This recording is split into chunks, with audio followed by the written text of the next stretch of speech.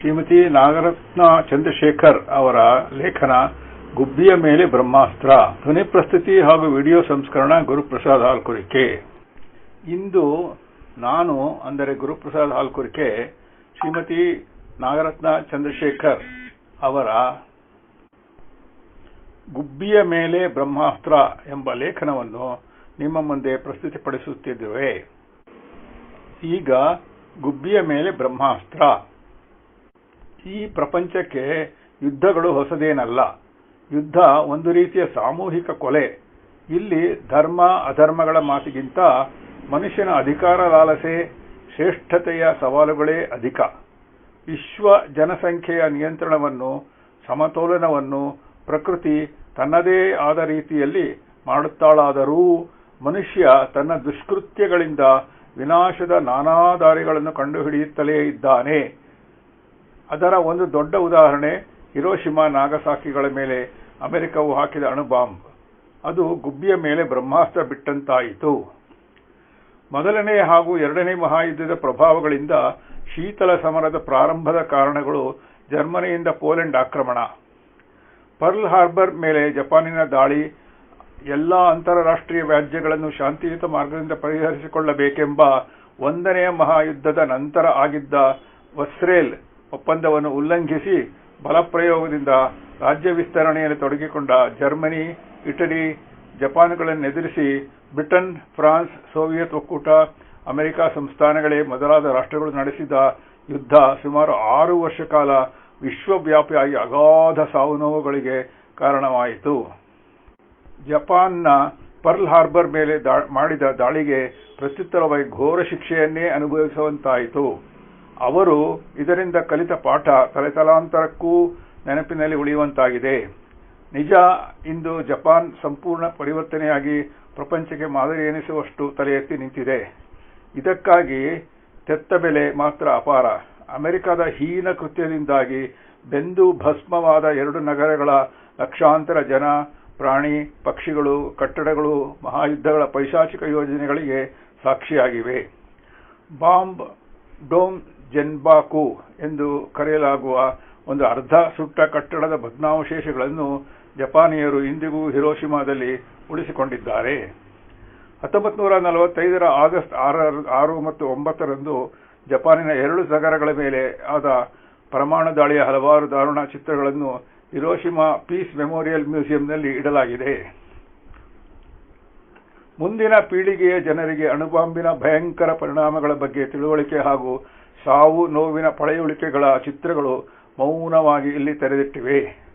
ಮಕ್ಕಳ ಸುಟ್ಟು ಕರಕಲಾದ ಆಟಿಕೆಗಳು, ಯೂನಿಫಾರ್ಮ್ಗಳು, ಆಕಾರ ಕಳೆದುಕೊಂಡ ಅನೇಕ ಕಬ್ಬಿಣ, ಹುಕ್ಕು, ಪಿಂಗಾಣಿ ಸಾಮಾನುಗಳ ಹೃದಯ ವಿದ್ರಾವಕ ದೃಶ್ಯಗಳು ಎಲ್ಲರ ಅಂತರಂಗದಲ್ಲಿ ಎಬ್ಬಿಸುವ ಪ್ರಶ್ನೆ ಒಂದೇ: ಇಂಥ ಯುದ್ಧಗಳು ಬೇಕೇ? ಹಿರೋಶಿಮಾ ಜಪಾನಿನ 2ನೇ ಸೇನಾ ಕೇಂದ್ರ ಕಾರ್ಯಾಲಯ ಹಾಗೂ ಶೇಖರಣಾ ಉಗ್ರಾಣವೂ ಆಗಿತ್ತು. ಸೇನಾ ಪ್ರಾಮುಖ್ಯತೆಯುಳ್ಳ ನಗರವಾಗಿದ್ದರಿಂದ ಅದನ್ನು ಅಮೆರಿಕ ಅಣುಬಾಂಬ್ ಸ್ಫೋಟಿಸಲು ಗುರಿಯಾಗಿ ಆರಿಸಿಕೊಂಡಿತ್ತು. 1945 ಆಗಸ್ಟ್ 6 ಜಪಾನಿಯರಿಗೆ ಅದೊಂದು ಕರಾಳ ದಿನ. 60 ಕೆಜಿ ಅಂದರೆ 130 ಪೌಂಡ್ ತೂಕವುಳ್ಳ ಯುರೇನಿಯಂ 235 ರಾಸಾಯನಿಕ ಹೊಂದಿದ ಬಂದೂಕು ಮಾದರಿಯ ವಿದಳನ ಶಸ್ತ್ರಾಸ್ತ್ರವಾದ ಗುರುತ್ವದ ಬಾಂಬು ಇದು. ಪೂರ್ವ ನಿರ್ಧಾರಿತ ಆಸ್ಫೋಟನದ ಎತ್ತರಕ್ಕೆ ವಿಮಾನದಿಂದ ಬೀಳಲು ಕೇವಲ 57 ಸೆಕೆಂಡ್ ತೆಗೆದುಕೊಂಡಿತು. ಆ ಸ್ಫೋಟದ ಎತ್ತರ 600 ಮೀಟರ್ಗಳಷ್ಟು ಮೇಲಿತ್ತು.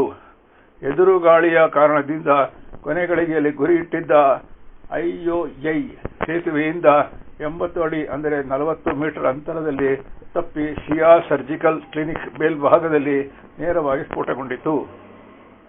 ಸುಮಾರು 13 ಕಿಲೋಟನ್ TNT ನಷ್ಟು ಪ್ರಮಾಣಕ್ಕೆ ಸಮನಾದ ಒಂದು ಭಯಂಕರ ಸ್ಫೋಟವನ್ನು ಅದು ಸೃಷ್ಟಿಸಿತು. 1 ಮೈಲಿಗಳಷ್ಟು ಹಬ್ಬಿದ ಬೆಂಕಿಯ ಕೆನ್ನಾಲಿಗೆಗಳ ವ್ಯಾಪ್ತಿ ನಗರದ 11 ಕಿಲೋಮೀಟರ್ ವರೆಗೂ ಪ್ರಭಾವಿತವಾಗಿತ್ತು. ಹಿರೋಶಿಮಾದ 69% ಕಟ್ಟಡಗಳು ಸಂಪೂರ್ಣ ನಾಶವಾಗಿ 6ರಿಂದ 7ರಷ್ಟು ಕಟ್ಟಡಗಳು ಹಾನಿಗೊಂಡವು. 70ರಿಂದ 80 ಸಾವಿರ ಮಂದಿ ತಕ್ಷಣ ಅಸುನೀಗಿದರು. 70,000 ಮಂದಿ ಗಾಯಗೊಂಡರು. ಹೆಚ್ಚಿನವರು ನಗರದ ಮಧ್ಯಭಾಗದಲ್ಲಿ ಇದ್ದರು.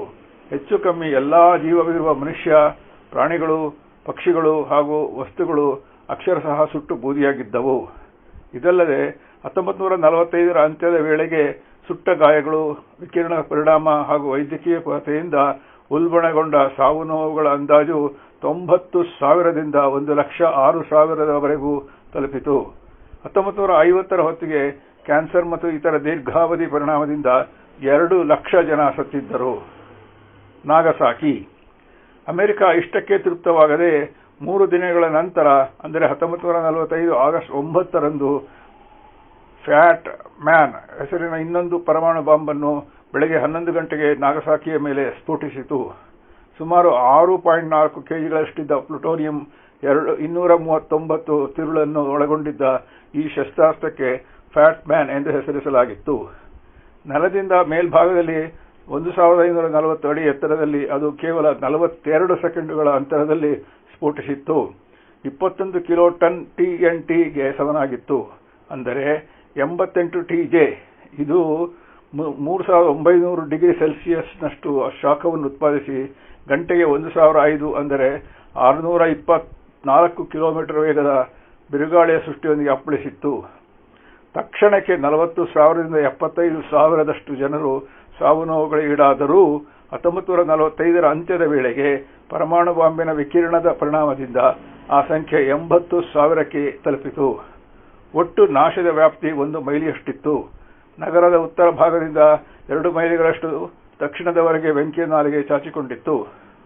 ಹಿರೋಶಿಮಾದ ಬಾಂಬ್ ದಾಳಿಯ ನಂತರ ನಾಗಸಾಕಿಯತ್ತ ಗುಳೆ ಹೊರಟಿದ್ದ ಅನೇಕರು ದುರದೃಷ್ಟಕ್ಕೆ ಅಲ್ಲಿಯೂ ಬಾಂಬ್ ದಾಳಿಗೆ ತುತ್ತಾಗಿದ್ದರು. 15 ಆಗಸ್ಟ್ 1945 ಜಪಾನ್ ಮಿತ್ರ ರಾಷ್ಟ್ರಗಳಿಗೆ ಶರಣಾಯಿತು. ಕುಕ್ಕುರದಲ್ಲಿ ನಾಗಸಾಕಿಯ ಬಾಂಬ್ ದಾಳಿಯ ನೆನಪಿಗೆ ಒಂದು ಶಾಂತಿ ಸ್ಮಾರಕ ಹಾಗೂ ಗಂಟೆಯನ್ನು ಈಗಲೂ ನೋಡಬಹುದು. ಜಪಾನ್ ಶರಣಾಗತಿಯ ನಂತರ 2ನೇ ವಿಶ್ವಯುದ್ಧ ಕೊನೆಗೊಂಡಿತು ಎಂದು ಇತಿಹಾಸ ಹೇಳುತ್ತದೆ. ಆದರೆ ವಿಶ್ವದ ಅನೇಕ ರಾಷ್ಟ್ರಗಳು ಇಂದಿಗೂ ಅಣುಬಾಂಬಿನ ಸಂಗ್ರಹ ಹೊಂದಿದ್ದು ಆಟವಾಡುತ್ತಿವೆ. ಯಾವ ಕ್ಷಣದಲ್ಲಾದರೂ ತಲೆ ಕೆಟ್ಟರೆ ಒಂದು ದೇಶ ಇನ್ನೊಂದರ ಮೇಲೆ ಈ ಬ್ರಹ್ಮಾಸ್ತ್ರವನ್ನು ಪ್ರಯೋಗಿಸಲು ತುದಿಗಾಲುಗಳ ಮೇಲೆ ನಿಂತಿವೆ. ವಿಶ್ವ ಶಾಂತಿ ಬಯಸುವವರ ಸೊಲ್ಲಡಗಿದೆ. ಅಣುಬಾಂಬಿನ ಪರಿಣಾಮದ ಭಯಾನಕ ದೃಶ್ಯಗಳನ್ನು ಪ್ರತಿಯೊಬ್ಬರೂ ಮತ್ತೆ ಮತ್ತೆ ನೆನಪಿನಲ್ಲಿಡಬೇಕು. ಮನುಷ್ಯ ತನ್ನ ಸ್ವಾರ್ಥಕ್ಕಾಗಿ ಭೂಮಂಡಲದ ಒಡಲಿಗೆ ಬೆಂಕಿ ಹಚ್ಚುವಷ್ಟು ಪ್ರಬಲನಾಗತೊಡಗಿದ್ದಾನೆ. ಸುಂದರ ಪುಟ್ಟ ದ್ವೀಪ ರಾಷ್ಟ್ರ ಜಪಾನ್ ಇಂದು ಇಡೀ ಜಗತ್ತಿನ ಗಮನ ಸೆಳೆಯುವಷ್ಟು ಪ್ರಗತಿಯ ಮುನ್ನೋಟದಲ್ಲಿದೆ. ಶಾಂತಿ, ಸ್ನೇಹ, ನಮ್ರತೆ, ಬುದ್ಧಿಮಂತಗಳೇ ಮೂರ್ತಿವೆತ್ತಂತೆ ಬದುಕನ್ನು ಅವರು ಇಂದು ಕಟ್ಟಿಕೊಂಡಿದ್ದಾರೆ. ಬ್ರಹ್ಮಾಸ್ತ್ರವನ್ನು ತಮ್ಮ ಬತ್ತಳಿಕೆಯಲ್ಲಿ ಇಟ್ಟುಕೊಂಡಿರುವ ಮಹಾನಾಯಕರುಗಳಿಂದ ಈ ವಿಶ್ವವನ್ನು ಉಳಿಸುವತ್ತ ನಾವು ಗಮನ ಹರಿಸಬೇಕಿದೆ.